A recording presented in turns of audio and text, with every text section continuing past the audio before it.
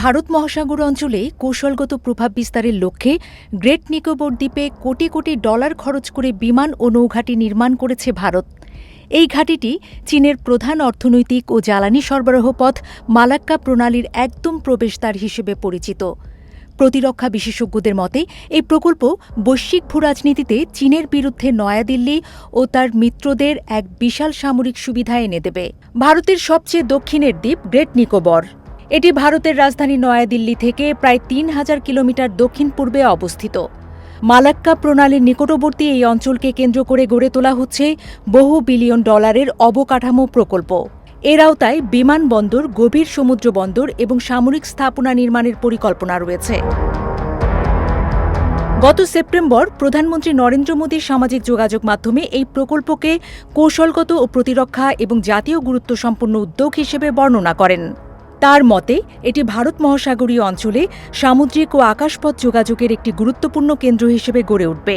ইতোমধ্যেই প্রকল্পের নির্মাণ কাজ শুরু করেছে ভারত। প্রাথমিক পর্যায়ে বিমান ও নৌ অভিযান পরিচালনার সক্ষমতা আগামী কয়েক বছরের মধ্যেই চালু হতে পারে বলে ধারণা করা হচ্ছে।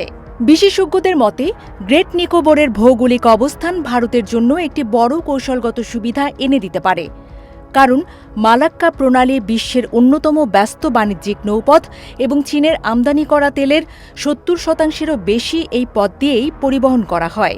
ফলে এই অঞ্চলে ভারতের উপস্থিতি জোরদার হলে চীনের গুরুত্বপূর্ণ জ্বালানি সরবরাহ পথ পর্যবেক্ষণ ও প্রভাবিত করার সক্ষমতা বাড়তে পারে।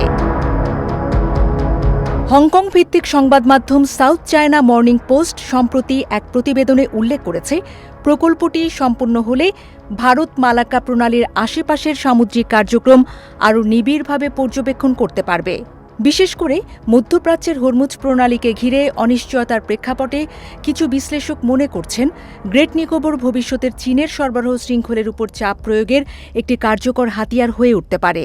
অন্যদিকে চায়না গ্লোবাল সাউথ প্রজেক্টের এক বিশ্লেষণে বলা হয়েছে, চীনা বিশ্লেষকরা ভারতের এই উদ্যোগকে বেইজিংয়ের মালাক্কা লাইফলাইনের জন্য সম্ভাব্য হুমকি হিসেবে দেখছেন। তাদের মতে ভারত গ্রেট নিকোবরকে একটি অর্থনৈতিক ও সামরিক ঘাঁটিতে পরিণত করতে চাইছে।